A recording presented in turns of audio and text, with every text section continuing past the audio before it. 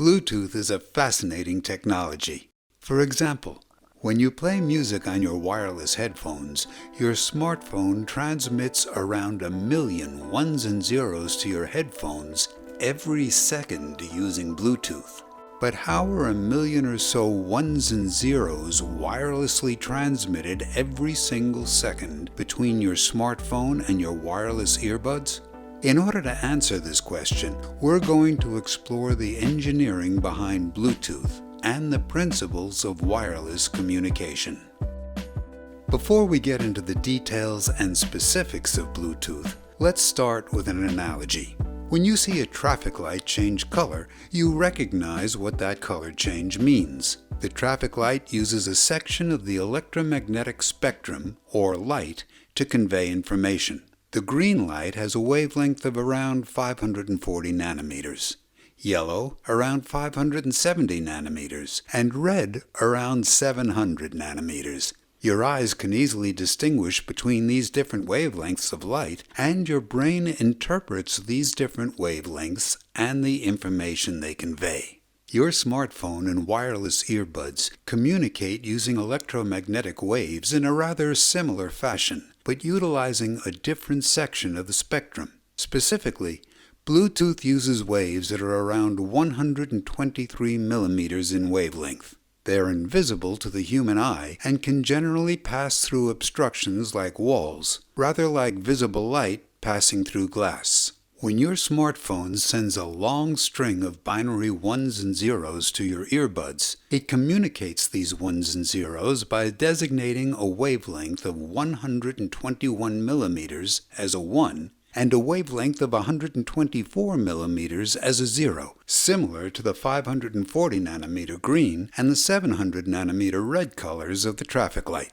Your smartphone's antenna generates these two wavelengths and switches back and forth between them at an incredible rate of about 1,000,000 times a second.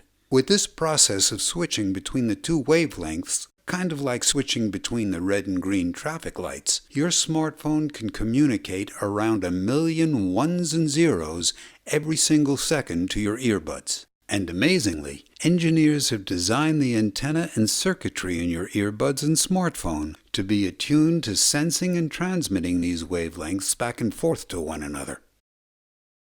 Before we dive into further details on Bluetooth, let's briefly explore and clarify these visualizations because they're potentially rather confusing. First of all, electromagnetic waves do not travel in a single direction in a sinusoidal fashion like this. In fact, the electromagnetic waves that are transmitted from your smartphone travel out in all directions like an expanding sphere. When your smartphone switches between frequencies, it's as if it were a light bulb that rapidly changes between two different frequencies of millimeter-length electromagnetic waves, which travel out as expanding spheres. As a result, your smartphone and wireless headphones can work in any direction. Thus, this visualization of a directional sinusoidal wave is lacking, yet there are still merits to the visualization. In order to give you a sense of how Bluetooth works, we're going to use 4 different visualizations that are all different perspectives of looking at the same invisible thing. Here we have the sinusoid waves, which give us a sense of the frequency and wavelength of the electromagnetic wave. What's moving up and down is not the wave itself, but rather it's the strength of the electric field. This perspective just shows us a directional sliver or ray of the expanding sphere with the electric field going up and down as the Bluetooth signal propagates outwards in all directions.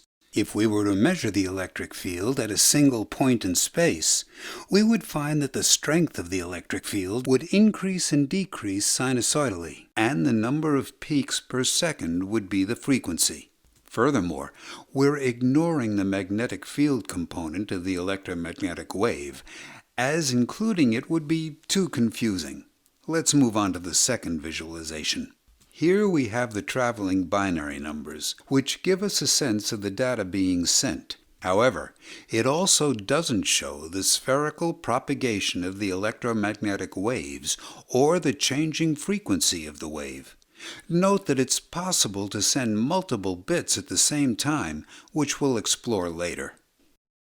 Third, we have the expanding spheres visualization, which gives a sense of the true near omnidirectional emission of electromagnetic waves from your smartphone and headphones. But it's difficult to show the frequency or the data that's being sent, and it's rather visually complex to process. And last, we have the simplified spheres, which help us see that these two devices are emitting and receiving electromagnetic waves along the same frequencies, but it doesn't show us much else. Different visualizations are useful in different scenarios, and with that covered, let's get back to the focus of this video.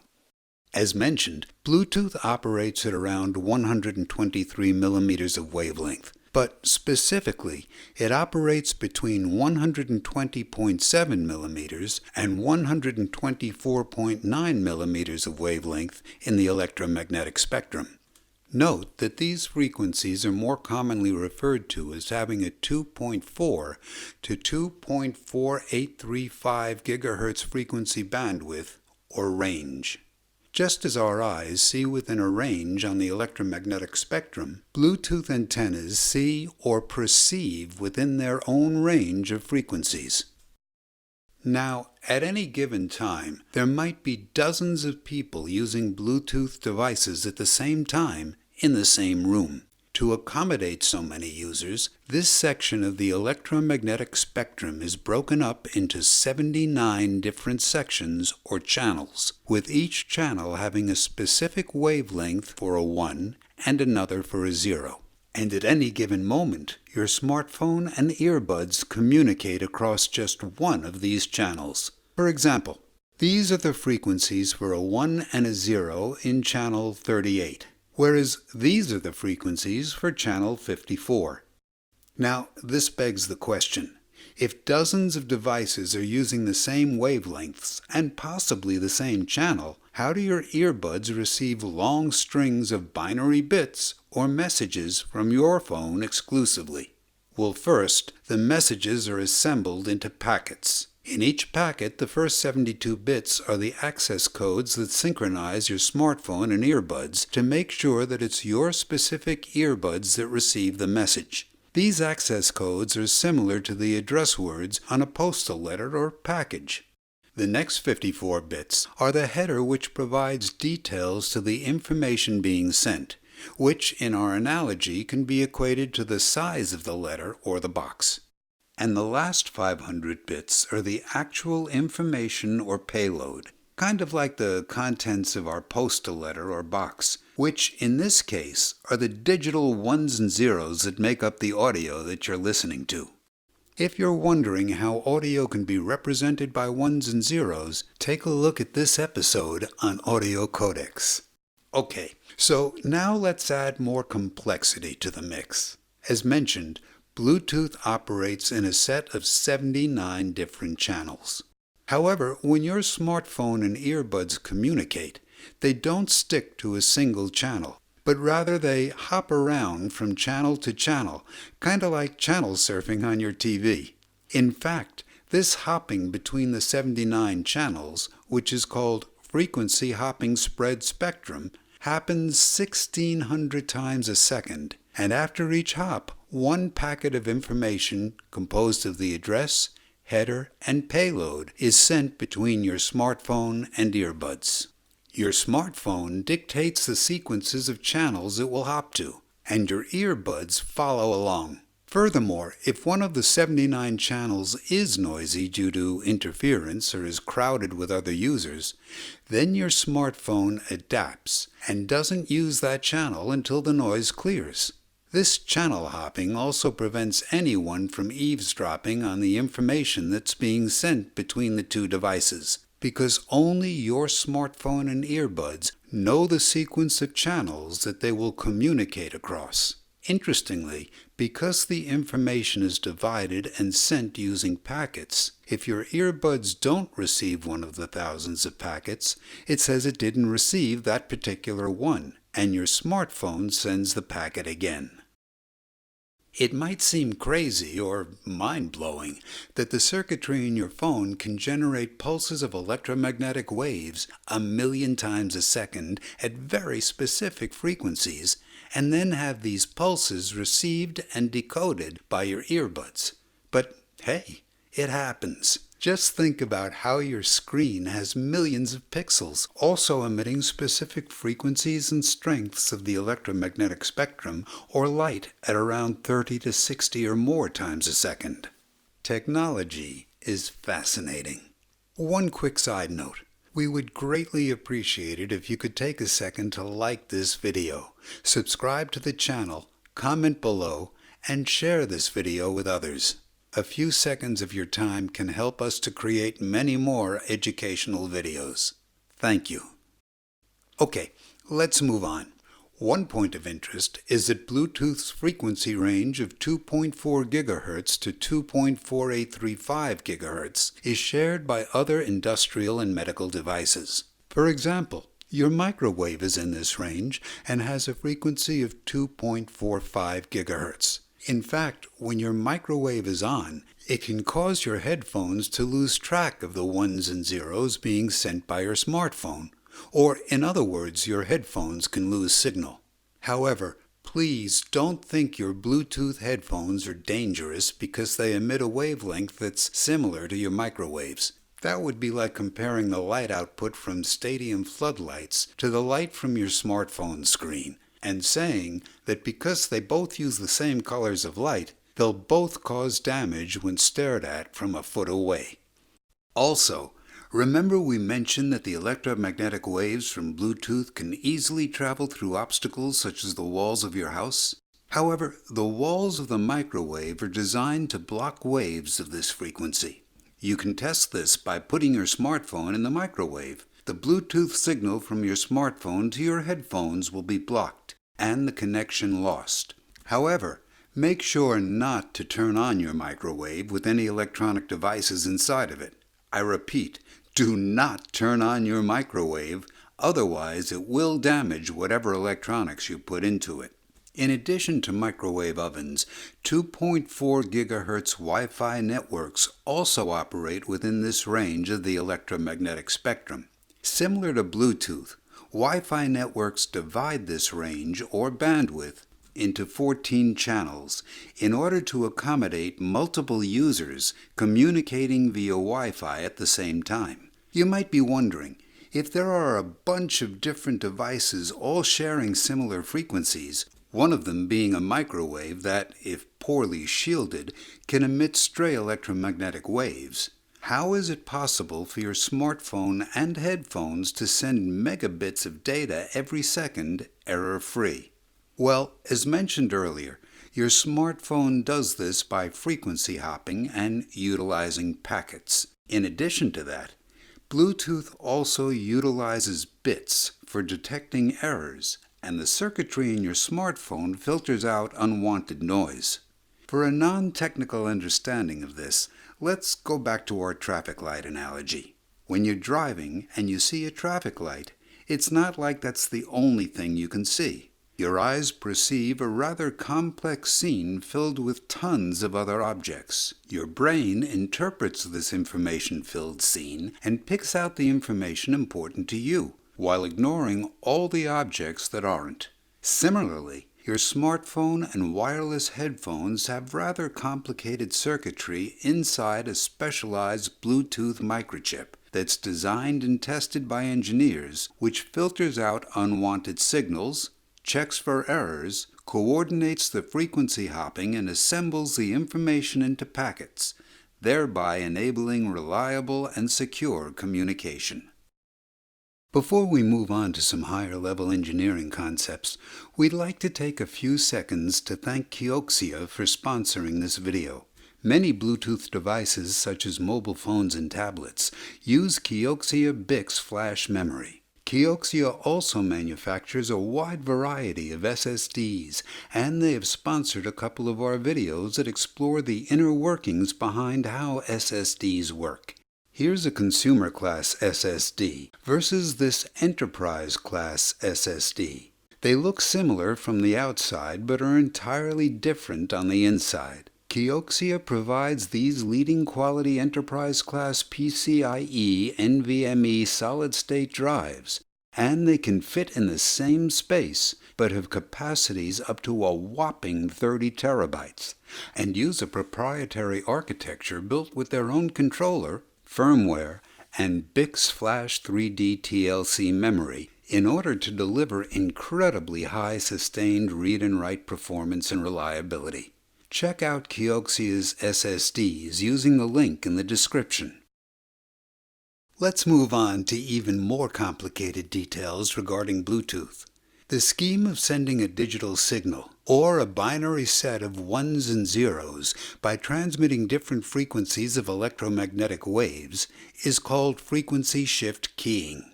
Frequency shifting means that we adjust the frequency, and keying means that a 1 is assigned to one frequency and a 0 to another, just like our traffic light colors. Note that the comparison to a traffic light, which emits one color and then another, is a little inaccurate, because your smartphone circuitry generates one frequency called a carrier wave. This circuitry shifts the carrier wave to a higher frequency when it wants to send a 1, or to a lower frequency when it wants to send a 0.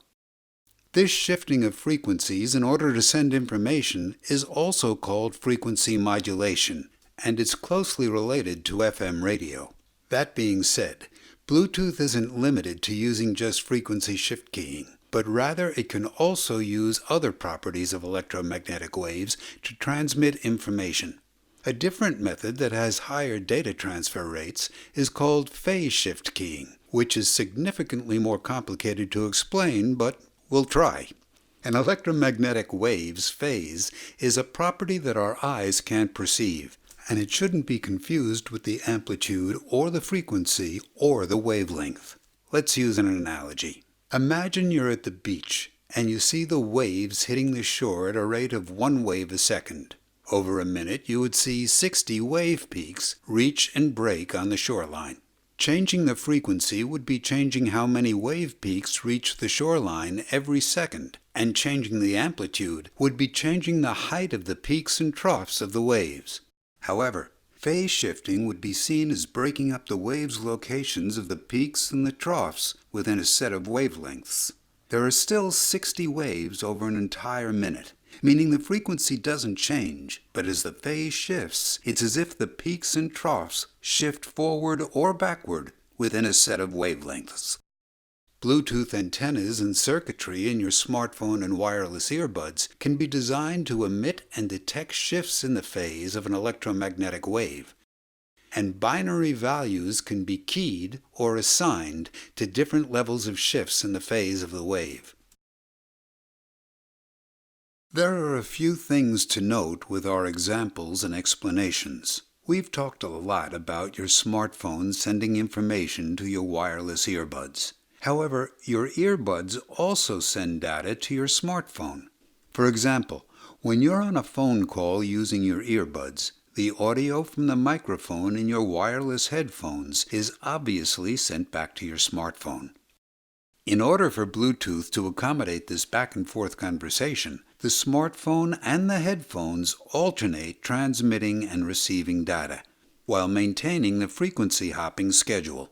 During one 625 microsecond time slot, your smartphone will send one packet of data to your headphones along one channel, and then during the next 625 microsecond time slot, your headphones will send one packet of data to your smartphone along the next channel in the frequency hopping schedule. Also, as we mentioned earlier, a Bluetooth packet is composed of 3 sections: access codes of 72 bits, a header of 54 bits, and, for example, a payload of 500 bits.